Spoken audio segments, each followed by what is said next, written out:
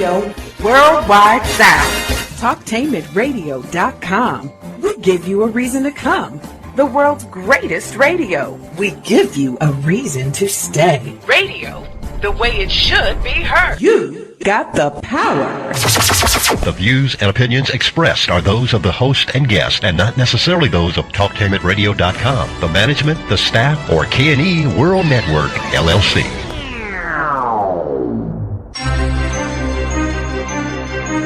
This is The Compensatory Concept with Mr. Neely Fuller, heard exclusively on Talktainmentradio.com, the world's greatest radio. Radio, the way it should be heard. And now, Mr. Neely Fuller. If you do not understand white supremacy, which is racism, what it is and how it works, everything else that you understand will only confuse you.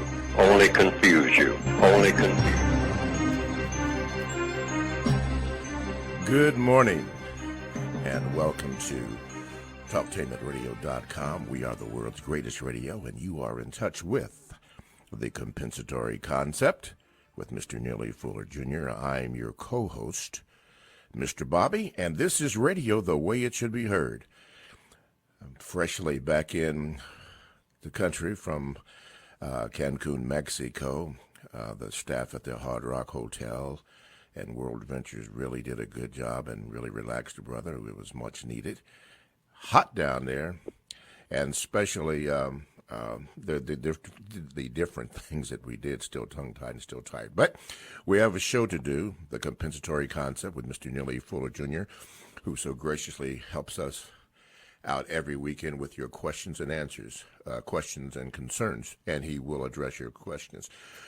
If you would like to get in contact with the show, you may do so by calling 1-877-932-9766, or you can Gmail me, as several have already Gmailed me, at 7mrbobby@gmail.com, and I will, if I get a chance to on this show, have Mr. Fuller address your questions or concerns. Now, remember, if you do call in, please, because we want to try to get in as many calls as we can, make your question or your comment short so we can do it, and so Mr. Fuller can address it, and then we can get other people in, because we hate to have you or not address your concerns. Okay, with that being said, Mr. Fuller, good morning, and how are you this particular day? I'm still learning. Yes, sir, you are still learning. And what have you? And what are you learning today? Well, I was thinking this morning about, like I do periodically, I always think of the big picture, as they might call in the slang term, of what should people actually be doing to make things the way that they should be, because it seems that nothing is the way that it ought to be. So we usually think of it in terms of what we call culture, and there's such a thing as we loosely call white culture and black culture, African American culture, or whatever label a person wants to put on it. But what is culture? Culture is what you do, the combination of all the things that you do, thought, speech, and action, everything that you think, everything that you say, and everything that you do. And which the title of my textbook for victims of white supremacy is a textbook workbook for thought, speech, and or action for the victims of racism, which I say is the biggest problem among the people of the planet. So a culture should be designed to handle, most of all, whatever problems people have, the majority of the people, and then the individual person. So when we speak of culture, everything in a culture should be designed to help to solve each individual's problem, because the concept is that if you solve the problem of every individual, you solve the problem of all individuals. So you have to have a culture that's based on what people think, speak, and do, and that should be a code, you might say, like a plumbing code or a building code, an exact way of going about doing things that will solve problems. Mm-hmm. Those are the two words. So thinking that what do we really call black culture? What are all of the ingredients that go into black culture?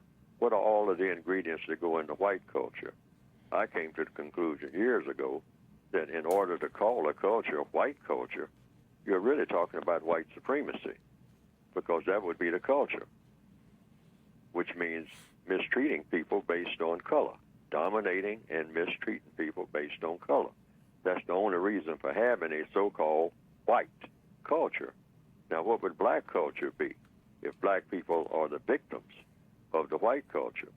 Well, black people would have a victim culture, and that's what we do have. We have a white culture, we have a black culture. The white culture is white supremacy, which means mistreating people based on color, and that's what the culture is. And you have a black culture, which is I break it down into tacky, trashy, and terroristic reaction. Yes. To the system of white supremacy. And you say, well, where is this terroristic part? I mean, the white supremacists are terrorists. Yes, they are.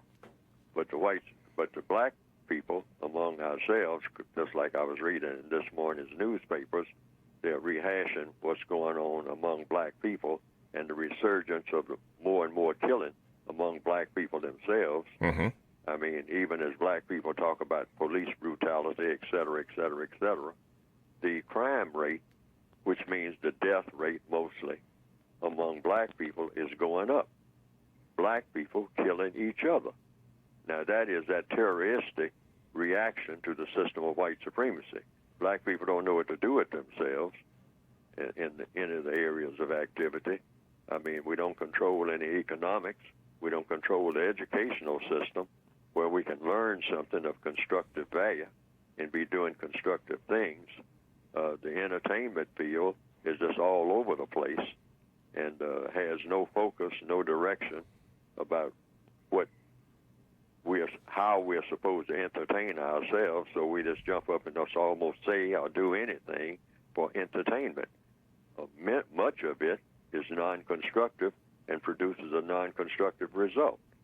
It brings in money, but other than that, what does it actually do when you say improve people's minds, cause people to think in a constructive manner so that people who are not a part of what you might call black culture will take a look at it and say, now, this is the type of culture that we should have, because it greatly, in the field of entertainment, it greatly improves the minds of people. I mean, they have that type of culture. Black people have the type of culture. Everybody should be trying to copy that, because, boy, when you go through all of the little details of modern black cultural entertainment, you really come out feeling refreshed, you feel energetic, and you feel constructive to the nth degree. Now, does black culture produce that in the field of entertainment? No, if the truth be told. And so just look at the other areas of activity. Politics and whatnot is stagnant. And so when you look at white culture and black culture, which is all that we really have on the entire planet, white culture needs to be dismantled altogether, because it's white supremacist. It's based on white supremacy, nothing else. There's nothing else there. And black culture, as a ragged reaction to white supremacy, now you have a population of an entire planet that is absolutely dismal. Okay. These are the thoughts that I was having this morning. Okay, we're discussing the subject of culture and what should people do, as Mr. Fuller went into a deposition on it, I guess you could say. If you have any questions, you may call at 1-877-932-9766, or you can Gmail me at 7mrbobby@gmail.com to not only discuss culture, but any other subject that may be on your mind, as Mr. Fuller will address. Okay, excuse me. Was in Atlanta a couple of days ago, and anyway, got a message from Kelvin from Atlanta, and he says this. Hello, Mr. Fuller and Mr. Bobby. This is Kelvin from Atlanta. I would like to thank you both for the show. I have a question here that's in three parts. I hear you speak about, Mr. Fuller, VGQ. If all victims are guaranteed qualification, then whom does the responsibility of ending racism, white supremacy fall on? As we continue to be victims, not by understanding racism, white supremacy, do you agree? And how can a behavioral code be implemented with so much confusion? And finally, if white supremacists can end racism, white supremacy, when they get ready, and it is obvious that they have no intention of ending it, is it logical to have hope of replacing this system with justice? Yes, it's logical to have hope if we make that the focus of our existence. I have said that black people shouldn't even assemble anymore. Or, we should, like I said just a few minutes ago, we have to change the entire black culture. This culture that we have been worshiping and stuck in is really non-functional. This is why you have a murder rate. Wherever you find black people, the murder rate is sky high. I mean, just among black people themselves. Why? Because that's a part of black culture, going around murdering each other. Mm-hmm. Truth be told, that's what we do, and we try to ignore it. You can't ignore that elephant in the room. That has to stop altogether. In fact, how do you change it? First of all, we take the position that anybody who kills anybody should be known to everybody. That should be a standard slogan, right along with Black Lives Matter. Mm-hmm. Anybody, anywhere on the planet, anybody, anywhere on the planet who kills anybody should be known to everybody. In other words, the minute the killing happens, everybody should know who did it and why. And the person who did it should be willing to step forward and say, yes, I did it, and I had to do it again because it's something that should have been done. What I did was something that was correct, and I stand before the whole world rather than run down the street trying to find a place under your grandmother's porch to hide. Who are you hiding from? Mm-hmm. Mm-hmm. You must have done something that you shouldn't have done when you killed that person. Now, that's got to be a part of black culture. I mean, an absolute part of black culture. Right. You kill somebody, everybody's supposed to know that you did it like 5 minutes later. Okay. If not sooner. All right. Now, mention these two, this together. Is that a, or how could a behavioral code be implemented with so much confusion? And then explain VGQ. VGQ is listed in the word guide. Yes, sir. The Compensatory Counter-Racist Word Guide. It means Victims Guaranteed Qualification. Okay. Every victim of white supremacy is, logically speaking, that's the basis for yes, sir. Logic. Yes, sir. Logically speaking, guaranteed.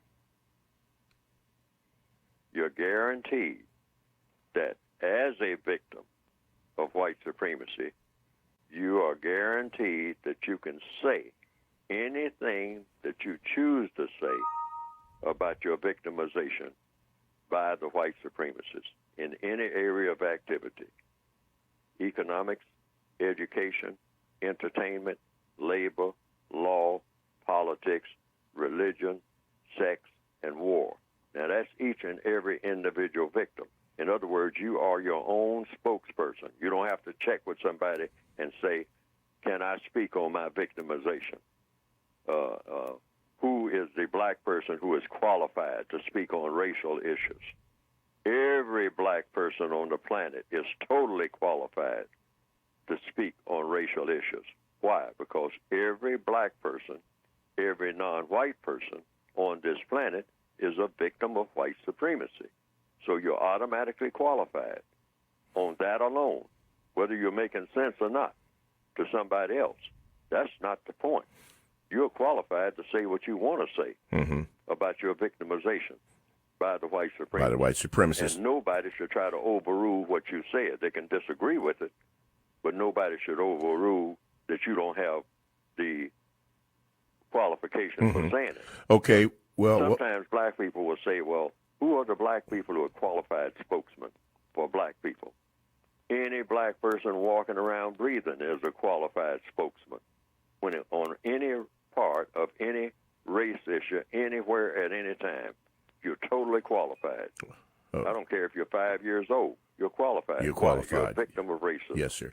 You're listening to The Compensatory Concept with Mr. Neely Fuller, Jr., heard exclusively on Talktainmentradio.com with your co-host, Mr. Bobby. This is radio the way it should be heard. Let's go to the phone lines. Line number 1. You are now on with Mr. Neely Fuller, Jr. What is your question, please? Hey, good evening, Bobby and Fuller. I actually have a comment. A lot of times you hear black people, black men, say that we're headed towards a race war, and also Mr. Dylan Roof, the one who shot the Charleston church, he alluded to a race war as the reason why he did what he did. But my perception of a war is usually when someone is trying to engage someone in war, it's because they're trying to obtain control over someone or something. And in the case of African Americans in America, we are being the most economically disenfranchised people in the country. It's nothing for the white supremacists, the ones who control everything. It's nothing for them to gain control of or over. So I would completely rule out a race war. But if you're talking about genocide, I completely agree that genocide is something that's completely going on in the black community. And when you look at the things that contribute to genocide, like the fact that over 72% of African American children are being raised in one-parent homes, and the fact that thousands of black men are being killed in the streets of America every night, those two things contribute to genocide. But if you take a careful look at that, it's not white men in the black community that are impregnating black women, leaving the condition where 72% of African American children are growing up in one-parent homes. It's black men who are impregnating black women that are leaving the condition of 72% of African American children being raised in one-parent homes. And the last thing is it's not white men running through the streets of Chicago and Kansas City killing others. No, it's not white men running through the streets of Kansas City, Missouri, and Chicago killing black men by the thousands every year. It's black men who are running through the streets. So we are the number one contributors of the genocide that's going on, and basically all of it is due to, I guess, what you would call white supremacy. Okay, I'll have Mr. Fuller address that, and thank you for your call. Mr. Fuller, will you address that? Well, he didn't ask a question. He made a statement. Well, he made a statement. So that would be right in line with what I just finished saying. He made statements, which means if he's a non-white person, a victim of white supremacy, he can make those statements, and those statements should be studied for their validity, and also the recommendations, if any, made about what to do about it. I mean, that's what it's about. I mean, as he can say that. I mean, I don't say those things, but he can say those things. And then I say what I say, he says what he says, everybody looks at what everybody is saying and come up to the conclusions of what the problems are and what's causing the problems, and last but not least, what to do about it as individual persons. Okay. From the Gmail, Travis writes, in your book, as well as Dr. Welsing's book, has changed my whole entire meaning of existence to the point of my 35 years on this planet. I have constantly wondered in general why things are the way they are. Racism, white supremacy has always been obvious to me, but until I read the works of you and Dr. Welsing did I understand it, what it is and how it works. What do I do if I have tragically only been made clear of this revelation recently within the past year, after I have already committed myself long ago to my white spouse and 3 children? My father married what would become my white stepmother. Important to note her. He later divorced and married a black lady. I was the ring bearer in my Uncle Tom's marriage to my white aunt, not making this up. I was raised within a presumed family that consisted of whites and this undoubtedly had influence on me on an attempt to structure my immediate family. I'm conflicted. Divorce makes me a baby daddy stain on me. What do I do? I'm conflicted. Oh, what you do is do what you can to speak and act in an effective manner to replace the system of white supremacy with the system of justice. That should be the goal of every black person, every non-white person on the planet. Why? Because that's the biggest problem on the planet. Even though he's married to a white woman, and he said he didn't get this knowledge till after he was married. Regardless of our circumstances, every black person's circumstance under the system of white supremacy is not as it should be. Okay. That's a flat-out quote. Every black person, without exception, including mine and everybody that I've ever encountered, our circumstances are nowhere close right to what they ought to be. So therefore, you just take what your circumstances are, but you still have the same goal. Okay. And you let everybody know that. But he's saying he read the book and then discovered that, according to your logic, that whites and blacks should not mix, and he's already married to a white woman with 3 kids. Absolutely. And I heard that. And also, I am so-called, quote, unquote, married. But I have in the textbook that you shouldn't even get married in the system of white supremacy because you can't get married anyway. Because all marriages involving a non-white person, involving a black person, are null and void anyhow under the system of white supremacy. Why? Because a marriage, in order for it to be valid, has to have a society that's supportive of that marriage. That's the concept. But I'm in a marital situation. But I also say in the textbook, you make do with what you got. See, each and every black person on this planet is not in a situation that's ideal. You can't wait on an ideal situation. You have to take the situation that you're already in. And all of these situations are nowhere near what they ought to be. It's not a black person breathing who is in a situation that that person ought to be in. Because we're all what? Prisoners of war. Regardless of how we're interacting with people on a day-to-day basis, white or non-white. We're all prisoners. If you're black, you're a prisoner. That's the concept. Now, that's either true or false. You're a prisoner of war. You have already been captured. You're not in the process of being captured. You have already been captured. You were born in captivity. Captivity by whom? By racist man and racist woman, by people who believe in white supremacy. It's not all white people, but those white people who are the most powerful and the smartest have taken all of the non-white people on the planet and put them into their direct captivity in the system of white supremacy. Okay. So none of these situations are ideal. All right. But you take what you have, which is with some people just about zero. They're almost traumatized. But you just take whatever that situation is and say, well, it's not much I can do in the situation that I'm in. Well, do what you can do. To do what? To replace the system of racism with the system of justice. It's not personal, it's business. That system has to be replaced one way or another with the system of justice. You know, and nobody's in the ideal situation to do it except the white supremacists themselves. Okay, I think everybody agrees, Mr. Fuller, that the system of racism, white supremacy should be replaced with a system of justice.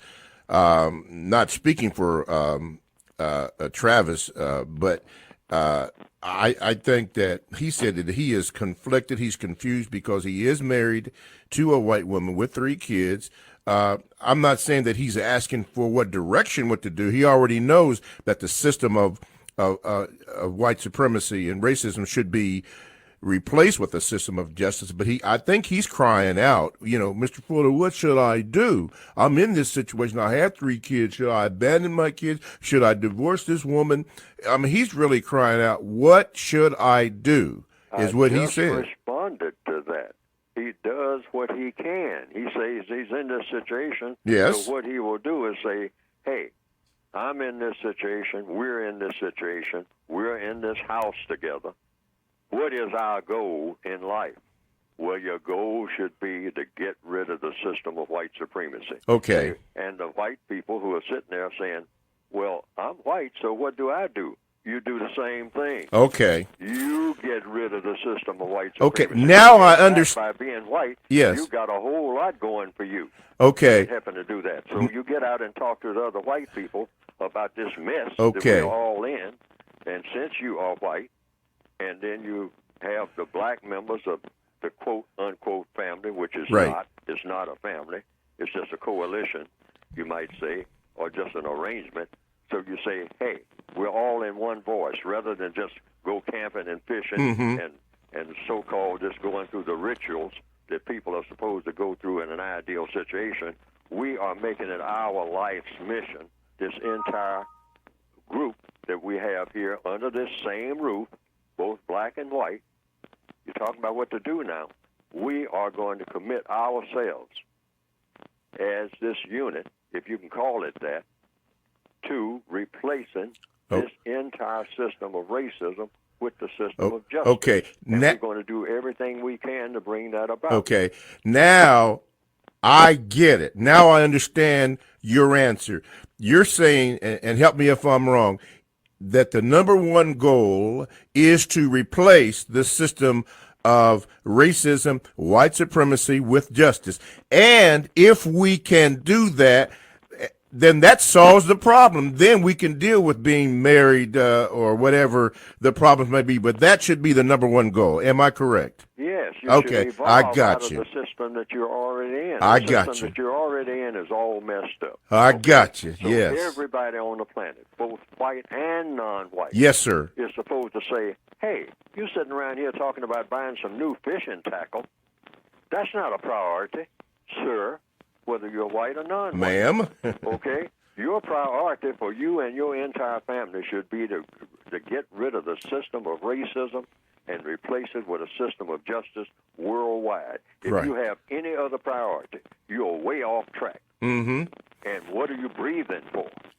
Yes. Because you're not even earning the right to even breathe. I finally got it. I'm not just making it. I finally heard you. A moment of clarity, as Samuel Jackson would say.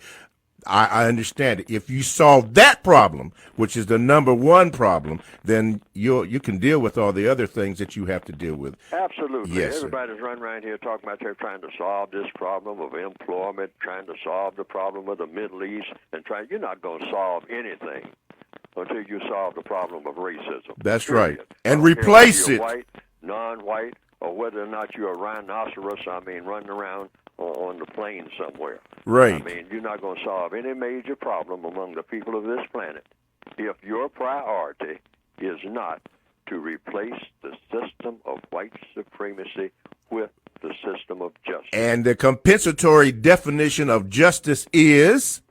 Guaranteeing that no person is mistreated. That's no person. No person. You got to guarantee that no person is mistreated. Anywhere.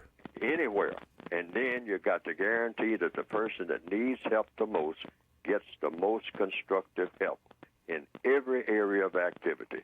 Otherwise, you don't have justice. You know what? Like I said just a few minutes, I finally got it. A real moment of clarity. Because if that is solved, man, wow. And that's what you've been talking about. That's what I've been talking about all the time. We're not making that a priority. Right. Everybody's got some kind of priority of, well, I got to go do this. I got to go do that. I got to go hang out with my friends. Wait a minute. What are you talking about? What about replacing the system of racism with the system of justice as the only thing you wake up every morning thinking about? And the only thing you go to bed at night thinking about. Talktainment should be on everybody's mind on the entire planet. Otherwise, we're going to still have this mess that we keep complaining about. Yes. All righty. Talktainmentradio.com. Check us out on WCRS FM 98.3 Wednesday and Sunday evenings. Blogs and podcasts are available. Download Talktainmentradio.com app to your cell or tablet. Listen, we go where you go. Radio the way it should be heard. More with Dr. Fuller, more with your calls, and more questions. Coming up on Talktainment Radio. goodwill.com. Talktainmentradio.com is the premier internet radio platform offering 40-plus talk radio style programs professionally produced, optimized for online distribution, featuring Columbus, Ohio on-air personalities. Talktainmentradio.com offers listeners diverse programming options covering topics such as arts and culture, love, life and relationships, technology, religion, paranormal activities, local and national politics, women's issues, alongside health and wellness. Listeners can access their favorite Talktainmentradio.com programs free of cost through the website. Download the TTR app to your cell phone and you can take us wherever you go. We have programs on demand to fit your schedule through our podcast. The address is Talktainmentradio.com. Hello, I'm Lisa Stockdale from Senior Agenda, and I would like to encourage you to visit the Worthington Retirement Community here in Central Ohio. I've had the privilege of working closely with the staff and residents over at the Worthington for the past couple of years, and I can promise you they make a wonderful community. If you or a loved one are considering retirement living, you'll want to pay them a visit before you make your next move. When you choose to join the Worthington, you'll gain the peace of mind that comes from knowing that their independent retirement lifestyle simplifies your retirement living. They take care of the cooking, shopping, and cleaning so that you can focus on the things that are truly important to you. Plan to visit the Worthington today. They're conveniently located at 1201 Riva Ridge Boulevard in Gahanna, Ohio. You can call ahead to schedule a tour at 614-933-8640 or just stop in. Be sure to tell them Lisa sent you and enjoy your retirement living.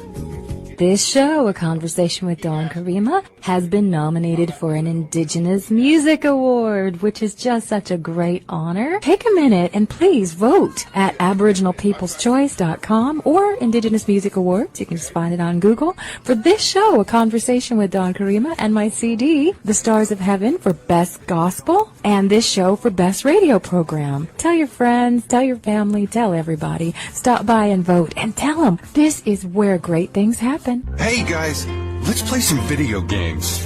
This new dad plays video games with his sons, but the challenge feels like he's lifting a metric ton. So many buttons. His avatar just stares at the walls, twists and turns and somehow falls. Help me! He's tangled up in the controller's cords. I just don't understand this crazy digital world. Crazy, crazy digital world. Zeros and ones.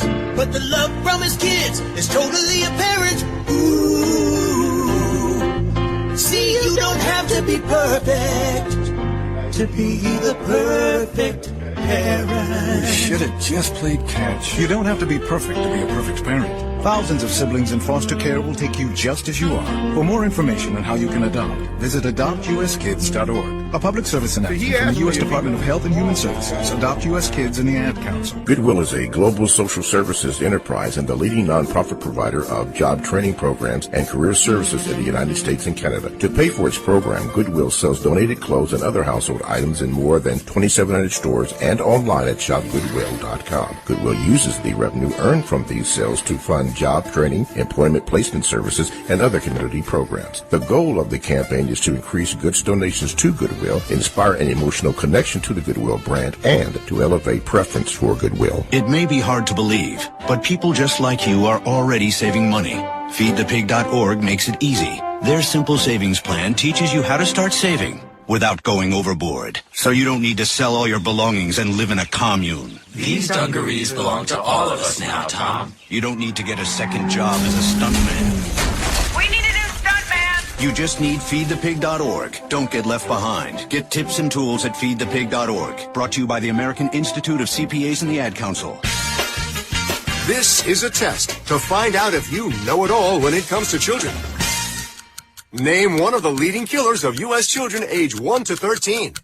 What's the best way to protect children in a car crash? At what age and size should a child start using a booster seat? Don't assume you know it all when it comes to car seats for your child. Go to safercar.gov/the-right seat and know for sure. Brought to you by the National Highway Traffic Safety Administration and the Ad Council. The United Independent Compensatory Code System concept by Neely Fuller is considered as one of the substantial and basic books for understanding and effectively countering racism. Neely Fuller will turn upside down everything you've heard and everything you think you know about racism and how it works. Call area code 202-484-5461. 202-484-5461. I think I'm entitled. You want answers. I want the truth. You can't handle the truth. I'm as mad as hell, and I'm not going to take this anymore. Go ahead. Make my day. You got the power. Okay, welcome back to the second slice of action on the compensatory concept with Mr. Neely Fuller Jr. I'm your co-host, Mr. Bobby, and this is Radio the Way It Should Be Heard. Thank you to Leona and to all the others who have called in and who are listening, and we will try to get better on the show. Let's see. Remember, you need to get a copy of Mr. Fuller's book, The United Independent Compensatory Code System Concept, a textbook, workbook for thought, speech, and or action for victims of racism, which is white supremacy. There is also an additional word guide that is for purchase, and you can get all that from producejustice.com. That's the only place that you can get it from Mr. Fuller. And it is producejustice.com. If you get it from someplace else, I do believe that it may be counterfeit, but producejustice.com, and that's where you can get it. And I understand that there is an additional book in printing, Mr. Fuller. Is that correct?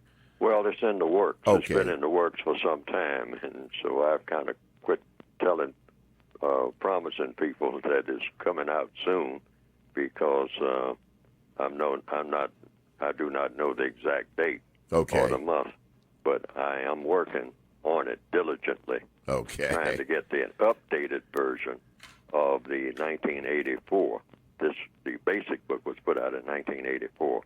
It's an expanded version. It will have most of the material that's already in the book. Most of that won't change. It'll be a continuation, revised and expanded. It'll be more material based on some of the questions that people have asked in the interim years between then, 1984, and now. Okay. One of our emailers or Gmailers had a concern that I'm going to read. They want to know, how do you feel? Bookie Johnson wanted to know, how do you feel about the world more concerned about the killing of Cecil the lion than the cop killing of black people? Now, that question is more about the lion, you said? I guess the person is concerned that it seems that the killing of that lion, Cecil the lion, than the cop killings of black people. Oh, sure. Black people are right up there, sometimes registering, generally speaking, below the animals, like in The Godfather 1. What did the fellow say at the table when he was talking about spreading drugs among the black people in the movie Godfather number 1, when they were talking about expanding their operations? He said, we'll sell it to the coloreds. They are nothing but animals anyway. Let them lose their souls. And then by that movie was put out in 1972. By 1984, that was real. See, sometimes movies, send a message about what the future is going to look like, just like the movies about outer space and all like that. Going back to the 1930s, they said people would be traveling in space. Now that came true. See, so sometimes artists of different types kind of have visions about what the future is going to be. And they do that through their art, kind of outline. And in the system of white supremacy, the white supremacists always telescope to other white supremacists what their future is going to be and how they're going to go about doing things. And drugs was a part of that. So it's the same way with when they look at black people can see themselves as Black Lives Matter, But a white supremacist will say, your black life is the same as a snail or a rat or a monkey. I mean, that's what I'm looking at. I don't care how you see yourself. What I'm looking at is some type of wild animal when I see a black person coming down the street. Mm-hmm. That's some kind of thing that you shoot if you choose to, but you definitely don't take it seriously. You sweep it out of your way if it's in your way. That's the white supremacist's mind. Yes, sir. So in order to have an understanding of white supremacy, black people have to see themselves the way that the white supremacists see us, because they are the people that dominate our business. Okay. Thank you. Let's go to the phone lines. Let's see, line number 2, you're on with Mr. Neely Fuller, Jr. Make it short and quick so he can address it. Go ahead, please. Yes, good morning. I'm Tyree from the Bronx. My question to Mr. Fuller is, I heard Dr. Umar Johnson recently speak of black people should have a codified language. So I was just wanted to hear Mr. Fuller's opinions on this matter. Does he think it would be constructive for black people to adopt a code of conduct specifically for us to help us put an end to white supremacy?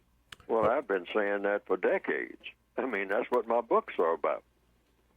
So anybody can look at my books and see, the textbook for victims of white supremacy and the word guide. Word guide is about language, how you use words every day, the words that you do use, the words that you don't use, and last but not least, the words that you ask questions about when other people use them, because the white supremacists have a racist language. Their racism is built into their language. That's one of their agencies for carrying out their mission of being racist, is through their language. And they influence black people through their language. Black people can't stand each other on account of just the use of the word black and the word dark. It's associated with everything that you're supposed to get rid of. Something that's nothing. Anything dark in the English language is verboten, meaning something that you despise. So if it's dark, and black people are dark, that's why they're called black people. They have dark skin. They have color in their skin. So you're supposed to despise things, or people particularly, that have dark color. That's in the English language. Look in any standard dictionary, and everything associated with darkness is something that you're supposed to equate with garbage, something dangerous, something you get rid of, even though most of the universe is dark. And people don't have a real problem with that. Yeah, for sure. Okay. What line, Galen? Okay. Good morning. You're on Talktainmentradio.com, The Compensatory Concept, with Mr. Neely Fuller, Jr. Call 1-877-932-9766, or you can Gmail me at 7mrbobby@gmail.com, and I will try to address your situation.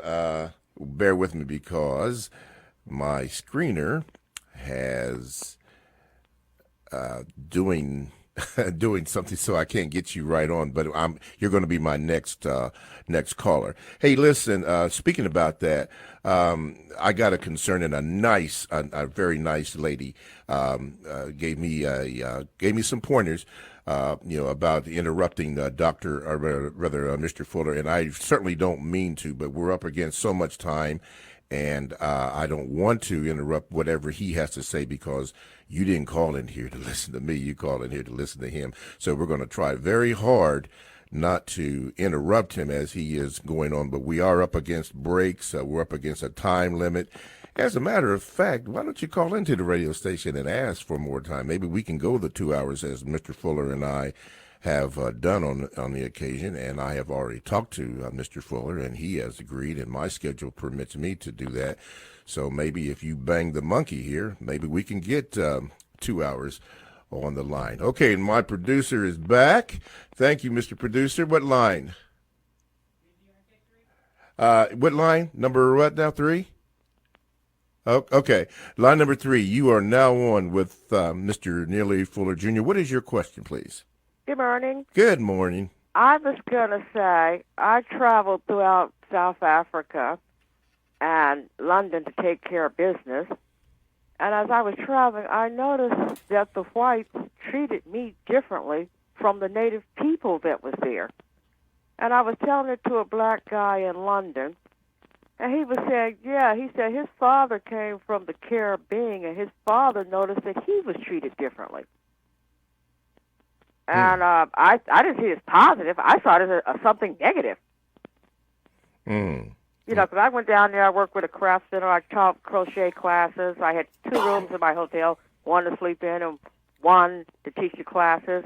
And I was working with the craft center down there, raising money and stuff like that. And then when I went through London, I had post advertisement in a magazine in London so we could sell the products that we were producing in South Africa. And like I said, I went into the magazine company in London, and I dealt with the editor and the staff and all those people at the magazine in London, the craft center, and the hotel center down in South Africa. And I just noticed I was treated differently. And even though I wasn't getting the same type of negative treatment as the native people, but I still thought some kind of way it was negative. Okay. Mr. Fuller, would you care to address that? That's to be expected. That's a part of the white supremacist technique. They will sometimes single out many black people. Actually, if you take the worldwide situation, by the thousands, probably into the millions, each and every day, on certain occasions, certain black people will be singled out and say, now this black person will be treated like an ordinary white person for the next 3 weeks or for the next 2 years because they are on special assignment under the system of white supremacy, because it's all under the system of white supremacy. So we are going to single out this particular black person, non-white person, or this particular group of non-white persons that maybe for the next 3 or 4 years they're going to be treated royally, okay? Because it's what? It's good for business. It's good for business of white supremacy. See, it all, they incorporate that all in their scheme. And they do that with certain tribes even. Sometimes they'll just adopt a tribe and say, now this tribe for the next 5 years is going to be treated royally because we are scheduling this tribe to help us to take advantage of all the other tribes and reposition ourselves. But we do need this tribe of people in this particular place at this particular time to be most representative of our ideals and what we want done during this period of time. And then as soon as that project is over, we're going to throw them back under the bus. Wow. Okay. Was that it, caller? Yes, thank you, Mr. Fuller. I sensed it was something negative, even though I was getting super positive treatment. I didn't see it as positive. I thought something negative was behind it. All righty. All right. Well, thank you for your call. Thanks so much, and keep on listening. Mr. Fuller, I wanted to ask you, as you're listening to the Compensatory Concept with Mr. Neely Fuller Jr. on Talktainmentradio.com. I am your co-host, Mr. Bobby. If you'd like to call in, you can by calling 1-877-932-9766, or you can Gmail me at 7mrbobby@gmail.com, and I will try to read that. Before we go to the next call, Mr. Fuller, when I was down in Cancun for the last five days, Cancun, Mexico, and the one thing, and maybe I'm wrong, I don't know, my different perception on it, but the one thing that I observed was that, I'm not saying that there wasn't racism going on down there, but the only color that they seemed to be concerned about was green, as in money. Most of the people, I would say 99.9% of the people treated me very kindly. Now, I have to admit, it was at a resort, so that's different from going into the actual city of Cancun. And the resorts are a multi-billion-dollar business, so they can't have disturbances and so forth. But it just felt good and very refreshing to have a sense that the racism was so down.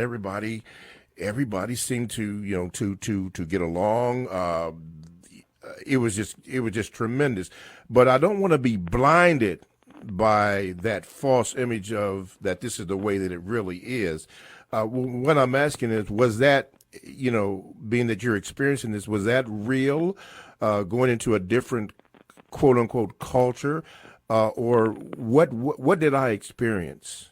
What you experience is the system of white supremacy in this refined state, just like the illustration I just gave. Certain situations call for a refined form of racism, meaning you can't detect it at all. Okay. It's practically non-existent on the surface. But the overall situation is you still are doing this within the system of white supremacy. Yes, sir. And so, yes, they have spots all over the world. In fact, they have office buildings and everywhere, every place, where if you just walk in there, you would think that you're in another world. An office building, just this particular building, and everything that everybody's doing in there, everything is just la-di-da and all like that. But you got to keep in mind that the white supremacists have total domination over this situation if this situation has non-white people involved. Okay. So they are orchestrating everything very meticulously. Mm-hmm. Everybody will be on their best behavior. Mm-hmm. Everybody will be very helpful and whatnot in this particular situation. Okay. Yeah. But outside of that, it's back to business as usual. But this is all a part of the fabric of the situation itself. It's not separate from it. And that's what I didn't want to be blinded, by that. No. That's why I called it a false image. I just didn't want to be caught off guard. Okay, line number one. Okay, line number one. You are now on with Mr. Neely Fuller, Jr. What is your question, please? Well, I'd like to make a comment, if you don't mind. All right. Brother. Let's see. A body cam would stop a white supremacist psychopath. Boy, I tell you, you can't make this stuff up. This leadership is sickening. And some of the leadership says suing them is going to stop the psychopath. Now, we've been suing them since forever. They have paid out trillions of dollars. The psychopaths still kill you. Now, I want to leave this with people. I see extermination coming. I see all the signs for extermination. Now, when this outright extermination starts, I want people to keep in mind, if they can find you, they can kill you. If you live close to some woods when this extermination starts outright, you need to try to make it to those woods. If you make it to those woods, I don't know where you're going or plan on going, but if you feel you need to travel, try to travel at night, because they will be hunting you down. They will have those small drones out looking for you. Now, we should be requesting, but we don't have the leadership for it. We should be requesting a human rights watch over us from the world. The world know about these psychopaths and what they're doing here. They know what they've been doing for hundreds of years to us. Why should we let them project the image in the world of Mr. Human Rights, Mr. Democracy, why they here slaughtering us and assassinating us? That's where the leadership would come in. And racism is just a tool, and you all know this.